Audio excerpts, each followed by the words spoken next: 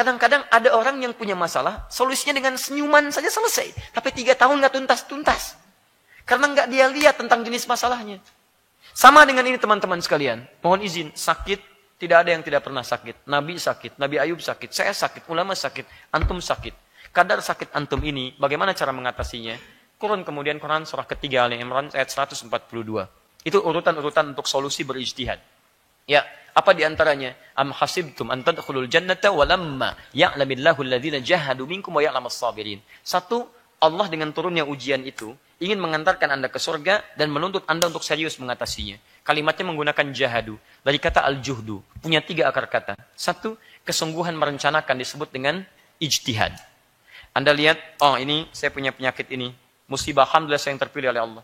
Maka saya ditantang. Kemudian dengan adanya ini, supaya saya dengan izin Allah mengatasi penyakit ini. Ikhtiar.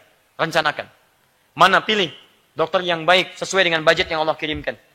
Jangan rasakan kurang cukup pada Allah Anda kembali kepada Allah, maka Allah tidak punya batas dalam rezekinya. Minta. Kadang-kadang, rezeki yang datang cepat itu bukan dari kerja keras Anda untuk berusaha. Kadang-kadang ketika Anda bermohon khusyuk kepada Allah Subhanahu wa taala, di situ datang solusi. Bukankah tidak sedikit Anda melihat orang-orang punya masalah berat, tidak punya uang, tiba-tiba viral kisahnya, dia bermohon kepada Allah, datang orang lain dikirimkan oleh Allah Subhanahu wa taala dengan izin Allah mengobati penyakitnya. Dengan izin Allah. Tidak menutup kemungkinan. Dekati Allah, rencanakan, mana nih ikhtiar saya yang cocok sesuai dengan rezeki yang Allah titipkan pada saya. Datang. Kemudian jihad dengan fisik. Setelah direncanakan, tahu, datang. Setelah itu mujahadah, ini yang paling berat. Mujahadah itu artinya memerangi perasaan-perasaan yang tidak tepat dalam diri kita. Seperti ini misalnya. Begitu sudah ikhtiar, Allah menuntut pada Anda dengan penyakit itu, ikhtiar Anda, bukan sembuhnya Anda. Sembuh itu urusan Allah, bukan urusan Anda. Kadang-kadang ada orang yang telah ikhtiar kemana-mana, dokternya bagus, uang banyak, tapi nggak sembuh-sembuh. Karena yang Allah tuntut dari penyakitnya bukan sembuhnya, kedekatannya dengan Allah Subhanahu wa taala. Bukankah saat sakit dia banyak istighfar? Bukankah saat sakit banyak berdoa? Bukankah saat sakit banyak bertobat? Itulah yang bisa mengumpulkan pahala. Jangan-jangan bahkan Anda diwafatkan oleh Allah Subhanahu wa taala dalam keadaan Anda belum sembuh. Allah. Bukan karena sembuhnya, karena Allah ingin saat Anda wafat bebas Anda dari penyakit-penyakit keburukan. Maaf, maka dengan istighfar dosa diampuni, hilang penyakit Anda, penyakit hati Anda. Dengan istighfar hilang dosanya, dengan taubat hilang dosanya. Dengan sakit di rumah sakit tidak ada kesempatan untuk menonton yang tidak baik. Masya Allah, yang kelihatan itu saja. Tidak ada kesempatan untuk bergibah, tidak ada kesempatan untuk berbuat maksiat lagi, ditahan di situ. Kembali kepada Allah dalam keadaan yang terbaik. Bukankah luar biasa? Kalau cara pandang seperti ini, nikmat kehidupan kita. Setiap orang punya masalah. Saya juga sama. Apakah Ustadz tidak punya masalah? Punya. Dan masalah saya kadang lebih banyak daripada antum. Nih, masalah antum nih. Saya pikirin juga. Tuh. Bukan berarti nggak punya masalah. Ya, jelas ya.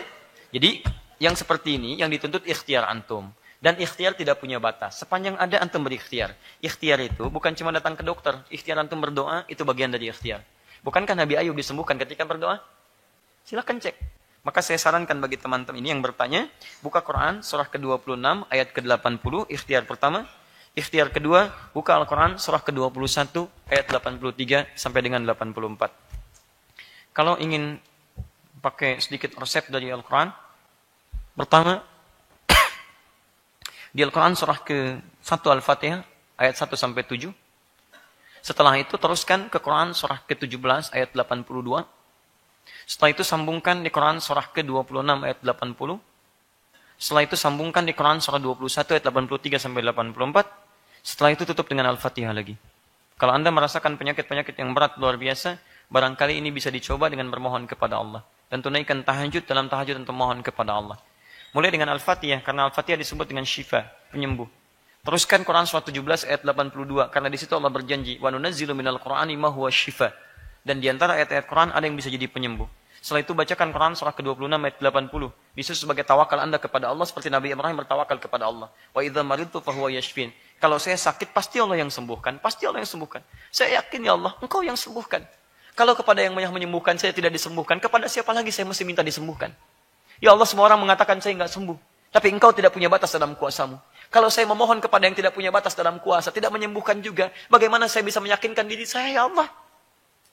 Ya Allah, kepada siapa lagi saya mesti bermohon? Minta. Lalu kemudian gunakan amalan, lakukan amalan seperti Nabi Ayub pernah mengamalkannya. Quran surah 21 ayat 83 sampai 84. Di akhir ayatnya ketika Allah menjawab doa Nabi Ayub dan menyembuhkannya, Allah sampaikan, wa dzikra lil 'abidin. Kami sampaikan kisah ini untuk mengingatkan hamba-hamba Allah di masa depan, kalau punya penyakit yang sama, lakukan amalan seperti Ayub, kami akan menyembuhkannya. Terakhir, akhir dengan Al-Fatihah dan bermohon kepada Allah Subhanahu wa taala. Tingkatkan kemudian takwa kepada Allah. Hasilnya, enggak usah tunggu hasil, karena Allah yang menentukan hasilnya. Maka ketika Anda tawakal dengan izin Allah, ketika ini Anda amalkan, mendekat kepada Allah, penyakit belum sembuh pun dalam pandangan manusia, tapi hati Anda sehat. Tenang. Pilih mana? Pilih mana? Sakit tapi tenang, atau sehat tapi gelisah. Sehat tapi gelisah, atau sakit tapi tenang. Tidak ada pilihan ketiga dan nggak usah maksa.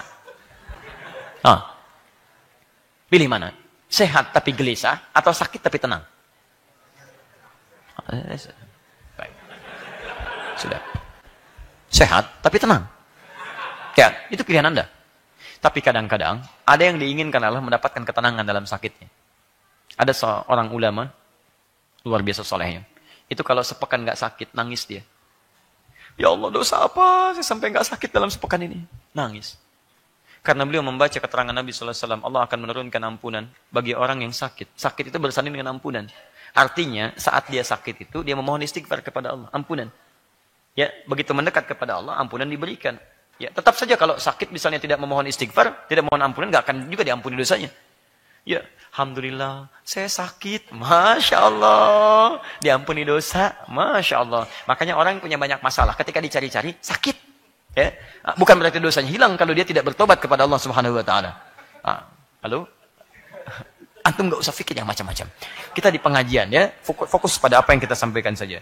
Jadi teman-teman sekalian, saya ingin tegaskan kepada antum, kadang-kadang ada ketenangan. Nah, Syekh Alim ini dia menangis. Kenapa Syekh? Saya kok tidak sakit? Kenapa antum pengen sakit? Bukan karena sakitnya. Saya takut dalam sepekan ini ada dosa yang belum diampuni oleh Allah Subhanahu wa taala. Bukankah Allah mengampuni dosa orang yang sakit? Saya takut sepanjang sepekan ini ada dosa yang tidak diampuni oleh Allah Subhanahu wa taala. Makanya saya katakan kepada antum, kalau antum ingin sehat tapi tenang, maka jaga dari maksiat. Jaga dari perbuatan dosa. Maka Allah akan berikan ketenangan pada jiwa antum, sekalipun keadaan dunia kita tidak seperti terlihat yang lainnya.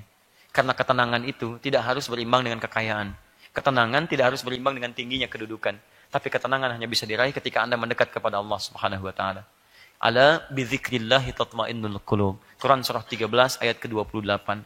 Yakinlah kalau zikir Anda benar kepada Allah, dekat dengan Allah, maka hati Anda akan lekat dengan ketenangan. Karena itu, saya ingin tutup dengan satu kalimat-kalimat dari para ulama. Jika Anda ingin mewujudkan ketenangan itu, berlombalah dengan orang soleh untuk meningkatkan kebaikan.